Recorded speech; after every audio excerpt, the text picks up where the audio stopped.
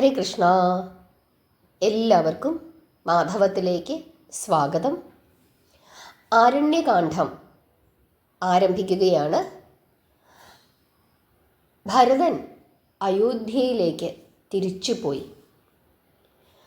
ശ്രീരാമൻ, സീതാദേവി, അനുജൻ ലക്ഷ്മണൻ ഇവർ 3 പേരും ഇപ്പോൾ താമസിക്കുന്നത് എവിടെയാണ്? ചിത്രകൂട പർവ്വതത്തിലാണ്. ഈ ചിത്രകൂട പർവ്വതത്തിൽ ധാരാളം മറ്റു സന്യാസിമാർ, മുനിമാർ താമസിക്കുന്നുണ്ട്. അവർ ഒരുപാട് കാര്യങ്ങൾ രാമനോട് ചോദിക്കുന്നുണ്ട്. നല്ല കാര്യങ്ങൾ ചോദിക്കുന്നു, ചീത്ത കാര്യങ്ങൾ ചോദിക്കുന്നു. അങ്ങനെ ഒരു ദിവസം ഈ മുനിമാർ പതുക്കെ പതുക്കെ പിറുപിറുക്കുകയാണ്. അത് രാമൻ കാണുന്നു. അപ്പോൾ രാമൻ അവരോട് ചോദിക്കുകയാണ്, പറയൂ മുനിമാരെ, നിങ്ങൾ എന്താണ് മന്ത്രിക്കുന്നത്? ഞങ്ങളോട് പറയാതെ നിങ്ങൾ എന്തിനാണ് ഇങ്ങനെ വേദന അനുഭവിക്കുന്നത് എന്ന് രാമൻ ചോദിക്കുന്നു. നമ്മളെല്ലാവരും ഒരിടത്തല്ലേ താമസിക്കുന്നത്? ഒരാൾക്ക് വിഷമമുണ്ടായാൽ എല്ലാവർക്കും അത് വിഷമമല്ലേ? വല്ല ആപത്തും ഉണ്ടായിട്ടുണ്ടെങ്കിൽ എന്നോട് പറയൂ, ഞാനതിന് പരിഹാരമുണ്ടാക്കാം. ഇങ്ങനെ രാമൻ ഈ മുനിമാരോട് ചോദിക്കുന്നു. രാമൻ ഇങ്ങനെ പറഞ്ഞപ്പോൾ ആ മഹർഷിമാർക്ക് ലജ്ജയുണ്ടാകുന്നു. വൃദ്ധനായ ഒരു മുനി എഴുന്നേൽക്കുന്നു. എന്നിട്ട് അദ്ദേഹം പറയുകയാണ്, ഞങ്ങൾ എന്തുകൊണ്ടാണ് വേദനിക്കുന്നത് എന്ന് അങ്ങയോട് വിസ്തരിച്ചു തന്നെ പറയാം എന്ന് പറഞ്ഞിട്ട് പറയുകയാണ്.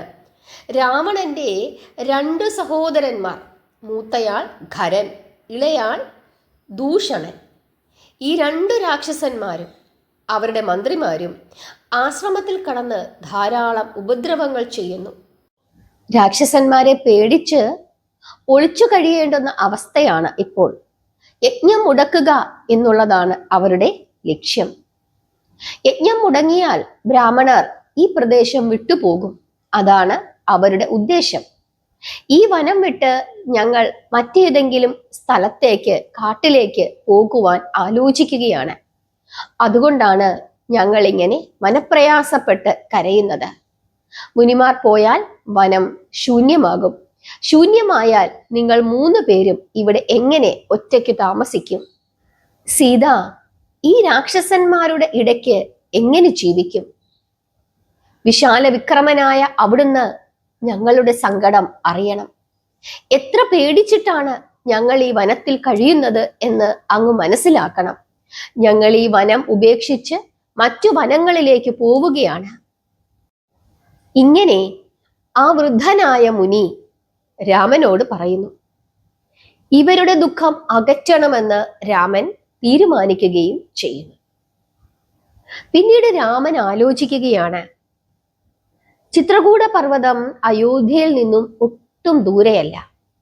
ഇനിയും ഭരതൻ വരിക തന്നെ ചെയ്യും തന്നെ കൂട്ടിക്കൊണ്ടു പോകാൻ. ഭരതൻ ഇനിയും വന്ന് നിർബന്ധിച്ചാൽ അവനോട് എന്തു പറയും? അതുകൊണ്ട് ഇവിടെ നിന്നും പോകണം. അങ്ങനെ രാമൻ തീരുമാനിക്കുന്നു. അങ്ങനെ ആ ചിത്രകൂട പർവ്വതത്തിൽ നിന്ന് രാമൻ വീണ്ടും സഞ്ചരിക്കുകയാണ്. തെക്കോട്ടാണ് സഞ്ചരിക്കുന്നത്. കുറേ ദൂരം അങ്ങനെ പോകുന്നു. അങ്ങനെ പോകുന്ന സമയത്ത്, അല്പം വിശ്രമിക്കുന്ന സമയത്ത്, ഒരു മഹർഷിയുടെ ആശ്രമം രാമൻ കാണുകയാണ്. അത് അത്രി മുനിയുടെ ആശ്രമമായിരുന്നു. രാമൻ ആ ആശ്രമത്തിലേക്ക് പ്രവേശിക്കുന്നു. അത്രി മുനിയുടെ തൃപ്പാദങ്ങളിൽ വന്ദിക്കുന്നു. രാമനെ കണ്ട് മഹർഷി എഴുന്നേൽക്കുന്നു. രാമനെ സ്വീകരിക്കുന്നു. ഉചിതമായ പീഠം നൽകി ആദരിക്കുന്നു. സീതയെ തൻ്റെ പത്നിയുടെ അടുത്തേക്ക് കൊണ്ടുപോകുന്നു. മകളെ പോലെ സംരക്ഷിക്കണമെന്ന് നിർദ്ദേശിക്കുന്നു. മുനിപത്നിയെ കണ്ടപ്പോൾ വലിയ സ്നേഹം തോന്നി സീതയ്ക്ക്. തൂവെള്ള വസ്ത്രം, ഉത്തരീയം, പാലുപോലെ വെളുത്ത തലമുടി, തപസിന്റെ മൂർത്തി, ഗായത്രി വിജ്ഞാനം, അതീവ പണ്ഡിത. സീതയ്ക്ക് വലിയ ബഹുമാനം തോന്നി. സീത അത്രിപത്നിയെ നമസ്കരിക്കുന്നു. അത്രിപത്നി സീതയെ ആശീർവദിക്കുന്നു. മുനിപത്നി സീതയെ തൻ്റെ മുന്നിലിരുത്തി സന്തോഷത്തോടുകൂടി പറഞ്ഞു തുടങ്ങി. രാജകുലത്തിൽ ജനിച്ചു, രാജകുലത്തിലേക്ക് വന്നു, ഗുണശീല. തൻ്റെ ഗുണങ്ങൾ കൊണ്ട് രണ്ട് കുലത്തിനും ശോഭ നൽകി. ആ സമ്പത്തെല്ലാം ഇപ്പോൾ ഉപേക്ഷിച്ചിരിക്കുന്നു. ഭർത്താവിൻ്റെ കൂടെ ഇറങ്ങി വന്നു. രാമന് ഇതിലും ശ്രേഷ്ഠയായ മറ്റൊരു പത്നിയെ കിട്ടാനില്ല.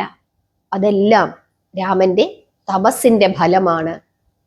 ഇങ്ങനെ സീതയോട് മുനിപത്നി പറയുന്നു. ഉടനെ സീത പറയുകയാണ്, അമ്മേ, സമ്പത്തിൽ എനിക്ക് ഒരു മോഹവുമില്ല. എൻ്റെ എല്ലാ സമ്പത്തും എൻ്റെ ഭർത്താവാണ്. ഭർത്താവില്ലാതെ സ്ത്രീകൾക്ക് മറ്റെന്തു ഗതിയാണുള്ളത്? ഏറ്റവും വലിയ സമ്പത്ത് തൻ്റെ ഭർത്താവാണ്. എൻ്റെ പ്രഭു ജിതേന്ദ്രിയനാണ്, സർവഗുണങ്ങളും തികഞ്ഞ ആളാണ്. അപ്രകാരം ഒരു ഭർത്താവിനെ സേവിക്കുന്നതും മഹാഭാഗ്യമെന്ന് ഞാൻ കരുതുന്നു. എനിക്ക് ധനവും ജനവും സമ്പത്തും ഒന്നും വേണ്ട. ദേവി, എൻ്റെ ബുദ്ധി എന്നും രാമനിൽ ഉറച്ചു നിൽക്കുവാൻ അവിടുന്ന് അനുഗ്രഹിക്കണമെന്ന് ആ പതിവ്രതയായ ഉത്തമ സ്ത്രീരത്നം സീതാദേവി മുനിപത്നിയോട് അപേക്ഷിക്കുന്നു. സീതയുടെ ഈ വാക്കുകൾ കേട്ടപ്പോൾ അത്രിപത്നിക്ക് വലിയ സന്തോഷമായി. താൻ എപ്രകാരമാണോ അതുപോലെ തന്നെയാണ് സീതയും എന്ന് മുനിപത്നിക്ക് തോന്നുന്നു. അതേ ആദർശം സീതയെ ആലിംഗനം ചെയ്ത് അത്രിപത്നിയായ അനസൂയാദേവി സീതയെ അനുഗ്രഹിക്കുന്നു. അന്ന് സീതയും രാമനും ലക്ഷ്മണനും അത്രി മഹർഷിയുടെ ആശ്രമത്തിൽ കഴിച്ചു കൂട്ടുന്നു. പിറ്റേ ദിവസം സ്നാനവും തർപ്പണവും കഴിച്ച് 3 പേരും മുനിയുടെ തൃപ്പാദങ്ങളിൽ വന്ദിക്കുന്നു. അവരെ ആശീർവദിച്ചിട്ട് മഹർഷി ചില ഉപദേശങ്ങൾ അവർക്ക് കൊടുക്കുന്നു. രാക്ഷസന്മാർ കൂടുതലുള്ള സ്ഥലമാണിത്. എപ്പോഴും അവര് ഉപദ്രവങ്ങൾ ചെയ്തുകൊണ്ടേയിരിക്കും. അതുകൊണ്ട് ശ്രദ്ധിക്കണം എന്ന് പറയുന്നു. അങ്ങനെ മുനിയെ വന്ദിച്ചിട്ട് അവര് സഞ്ചാരം തുടരുകയാണ്. ശ്രീരാമൻ മുമ്പിൽ, ലക്ഷ്മണൻ പിന്നിൽ, നടുക്ക് സീതാദേവി. അങ്ങനെയാണ് യാത്രാമധ്യേ ധാരാളം മുനിമാരുടെ ആശ്രമങ്ങൾ അവർ കാണുന്നുണ്ട്. ആ ആശ്രമങ്ങളിലെ മുനിമാരെല്ലാവരും അവരെ സ്വീകരിക്കുന്നുണ്ട്. അവർക്ക് പഴങ്ങളും പാനീയങ്ങളും ഒക്കെ കൊടുത്ത് അവരെ സന്തോഷിപ്പിക്കുന്നുമുണ്ട്. രാമൻ അത് നാട്ടിലായാലും അയോധ്യയിലായാലും കാട്ടിലായാലും രാജാവ് തന്നെ.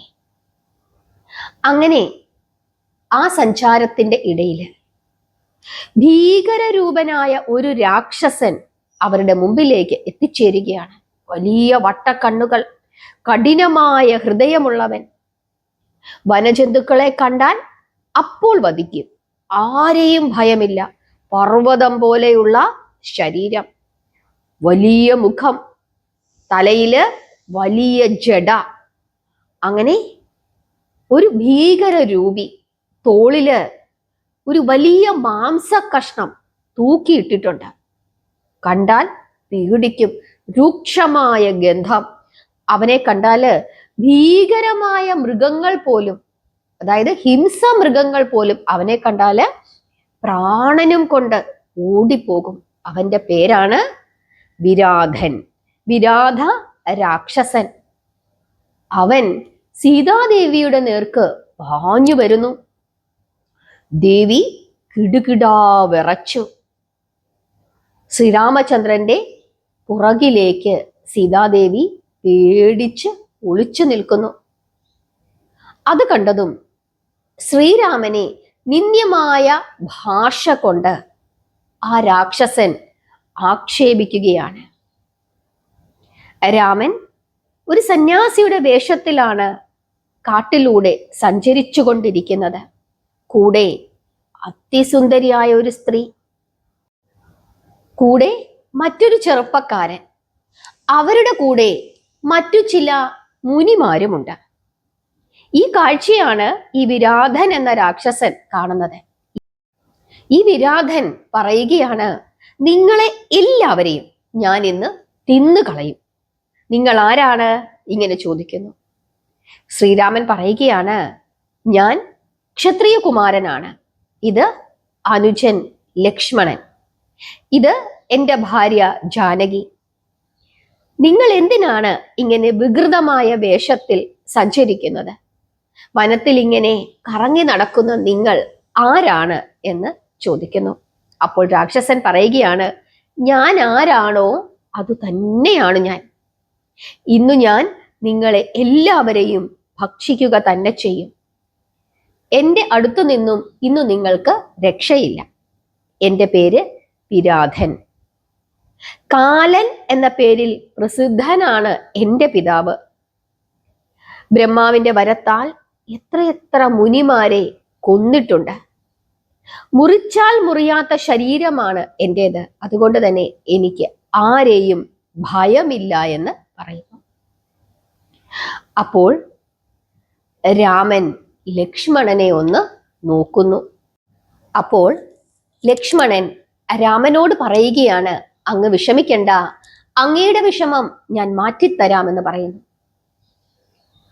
എന്നിട്ട് ലക്ഷ്മണൻ ഈ രാക്ഷസന്റെ നെഞ്ച് ലക്ഷ്യമാക്കി 7 ബാണം അയക്കുന്നു. 7 ബാണം കൊണ്ടിട്ടും അവന് ഒരു ഇളക്കവും ഉണ്ടായില്ല. കയ്യിലുണ്ടായിരുന്ന മരം കൊണ്ട് അവൻ ലക്ഷ്മണനെ തല്ലുകയും ചെയ്തു.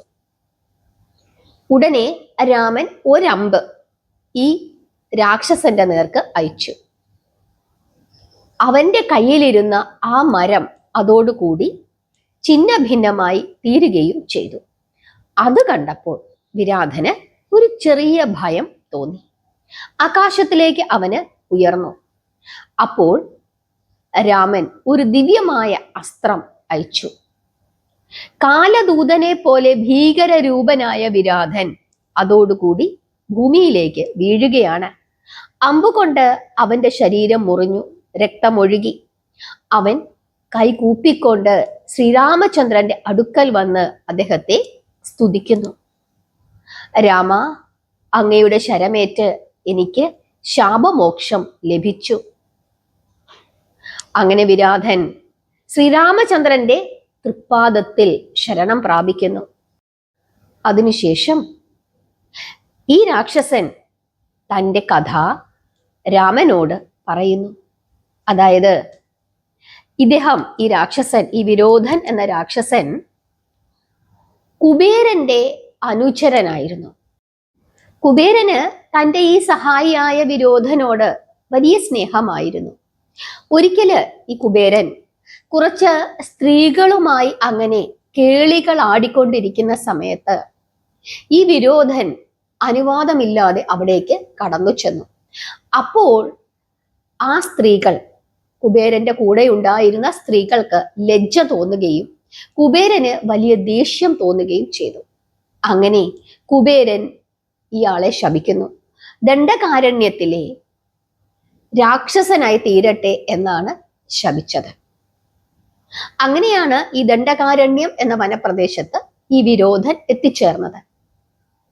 പിന്നീട് കുബേരന് സങ്കടം വരികയും ഇദ്ദേഹത്തിന് ശാപമോചനം കൊടുക്കുകയും ചെയ്തു. ശ്രീരാമചന്ദ്രന്റെ അമ്പ് എപ്പോൾ ഏൽക്കുന്നുവോ അന്ന് ശാപമോചനം ലഭിക്കും എന്നാണ് അനുഗ്രഹം. ഈ കഥ വിരോധൻ എന്ന രാക്ഷസൻ ശ്രീരാമനോട് പറയുന്നു. ഇപ്പോൾ തനിക്ക് ശാപമോക്ഷം ലഭിച്ചിരിക്കുന്നു എന്നാണ് പറയുന്നത്. എന്നിട്ട് പറയുന്നു, അല്ലയോ ശ്രീരാമചന്ദ്ര, മഹാദേവ, അങ്ങ് എൻ്റെ മൃതശരീരം ദഹിപ്പിക്കുവാൻ വേണ്ട ഏർപ്പാടുകൾ ചെയ്യണം. മൃതദേഹം ദഹിപ്പിച്ചാലേ എനിക്ക് ഗതി കിട്ടുകയുള്ളൂ എന്ന് പറഞ്ഞ് ഈ രാക്ഷസൻ ശ്രീരാമചന്ദ്രന്റെ തൃപ്പാദങ്ങളിൽ നമസ്കരിക്കുന്നു. പിന്നീട് മൃതദേഹം ദഹിപ്പിക്കുവാനുള്ള ഏർപ്പാടുകൾ ചെയ്യുന്നു. അങ്ങനെ വിരോധൻ എന്ന രാക്ഷസന് മുക്തി ലഭിക്കുകയും മോക്ഷം ലഭിക്കുകയും ചെയ്യുന്നു. ശാപമോചനം അതോടുകൂടി ലഭിക്കുകയാണ്. ഹരേ കൃഷ്ണ. ഇതാണ് ആരണ്യകാന്ഡത്തിലെ ആദ്യത്തെ ഭാഗം. ഇപ്പോൾ ശ്രീരാമചന്ദ്രൻ ദണ്ഡകാരണ്യം എന്ന വനപ്രദേശത്താണ്. അടുത്ത ഭാഗം നമുക്ക് അടുത്ത ദിവസം പറയാം. എല്ലാവരും ആ ഭാഗത്തിനായിട്ട് കാത്തിരിക്കുക. നാമം ജപിക്കുക, പ്രാർത്ഥിക്കുക. ശ്രീരാമചന്ദ്രന്റെയും സീതാദേവിയുടെയും ലക്ഷ്മണന്റെയും കൂടെ സഞ്ചരിക്കുക. ഹരേ കൃഷ്ണ.